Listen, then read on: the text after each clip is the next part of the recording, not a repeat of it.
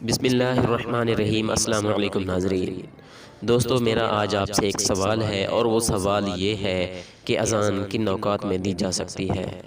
تو یقیناً اب آپ کے ذہن میں آیا ہوگا کہ جب کسی بچے کی ولادت ہو جائے تو اس کے کان میں اذان کہنا اور فرض نماز کے لیے اذان کہنا۔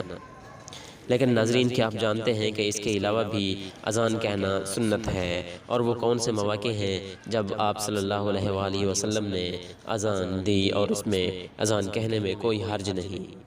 تو ناظرین، امداد الفتاوی میں ہے ان مواقع میں اذان سنت ہے۔ دو تو میں آپ کو پہلے بتا چکا ہوں، فرض نماز کے لیے بچہ کے کان میں وقت ولادت۔ لیکن اس کے علاوہ جب کسی جگہ آگ لگ جائے تو اذان کہنی چاہیے، جب کفار کے ساتھ جنگ ہو جائے تو اذان کہنی چاہیے، جب مسافر کے پیچھے شیاطین ظاہر ہو کر ڈرائیں تو بھی اذان کہی جا سکتی ہے۔